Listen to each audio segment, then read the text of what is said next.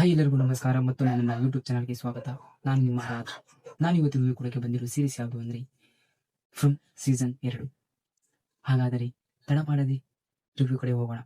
ಈ ವಿಡಿಯೋ ಇಷ್ಟ ಆದರೆ ಲೈಕ್ ಮಾಡಿ, ಶೇರ್ ಮಾಡಿ ಮತ್ತು ಸಬ್ಸ್ಕ್ರೈಬ್ ಆಗೋದು ಮರೆಯಬೇಡಿ. ಒಂದು ವೇಳೆ ನೀವು ರಾತ್ರಿ ಮಲಗಿದ್ರೆ ನಿಮ್ಮ ಕನಸಿನಲ್ಲಿ ನೀವು ಸತ್ತಿದ್ದೀರಾ ಅಂತ ಹೇಳಿದ್ರೆ ಹೇಗಿರುತ್ತದೆ? ಸೀಸನ್ 1ರಲ್ಲಿ ರಾತ್ರಿ ಹೊತ್ತು ಬಾಗಿಲು ಹಾಕಿಕೊಂಡಿದ್ರೆ ಸಾಕಾಗಿತ್ತು. ಆದರೆ ಈ ಫ್ರಮ್ ಸೀಸನ್ 2ರಲ್ಲಿ ಈ ರೂಲ್ಸ್ ಎಲ್ಲ ಬ್ರೇಕ್ ಆಗಿವೆ. ಆ ಶಾಪಗ್ರಸ್ತ ಊರಿಗೆ ಈಗ ಒಂದು ಬಸ್ ತುಂಬಾ ಜನ ಬಂದಿದ್ದಾರೆ.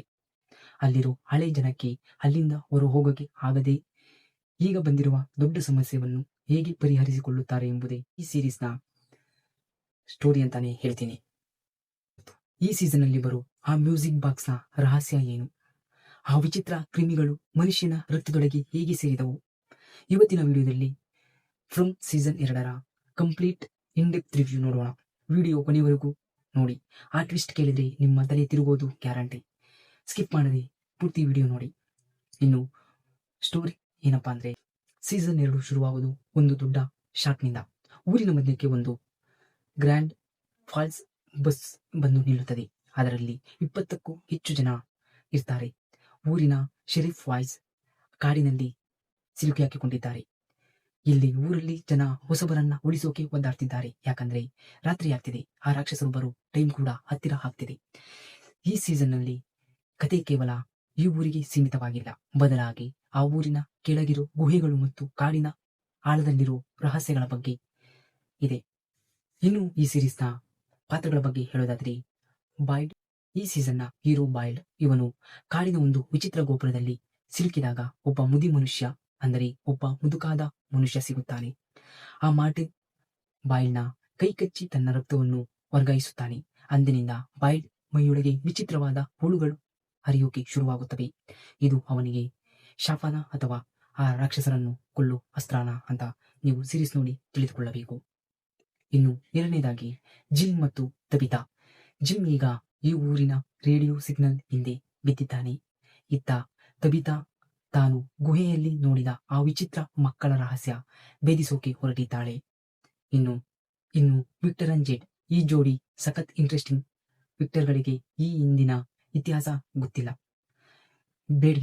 ಜೆಡ್ಗೆ ಈ ವಿಚಿತ್ರ ಹೆಜ್ಜೆಯ ರಹಸ್ಯ ಬೇಕು. ಇವರಿಬ್ಬರ ಕಾಂಬಿನೇಷನ್ ಸೀಸನ್ 2ರ ಹೈಲೈಟ್ ಅಂತಾನೆ ಹೇಳ್ತೀನಿ. ಪ್ಯಾಸೆಂಜರ್ಸ್ ಅಲ್ಲಿ ಒಬ್ಬ ಹುಡುಗ ಇರ್ತಾನೆ. ಅವನ ಹೆಸರು ಎಲೆನ್. ಅವನಿಗೆ ಈ ಊರಿನ ಬಗ್ಗೆ ಮೊದಲೇ ಕನಸು ಬಿದ್ದಿರುತ್ತದೆ.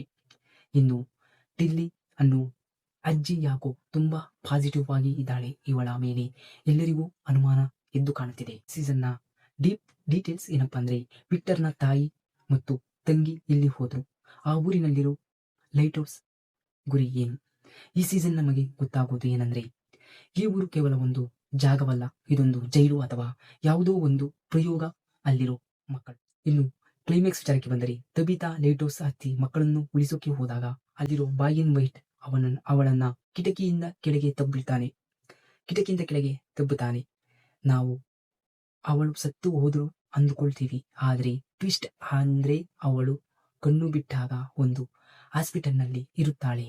ಹೌದು, ಅವಳು ಆ ನಿಗೂಢ ಊರಿನಿಂದ ಹೊರಗೆ ಬಂದಿದ್ದಾಳೆ. ಆದ್ರೆ ಅವಳು ಬಂದಿರೋದು ನಿಜವಾದ ಪ್ರಪಂಚಕ್ಕ, ಅಥವಾ ಇದು ಕೂಡ ಆ ಊರಿನ ಇನ್ನೊಂದು ಲೆವೆಲ್ ಆಟನ? ಸೀಸನ್ 3ಗೆ ಇದಕ್ಕಿಂತ ದೊಡ್ಡ ಕಿಕ್ ಕೊಡೋಕೆ ಸಾಧ್ಯವೇ ಇಲ್ಲ.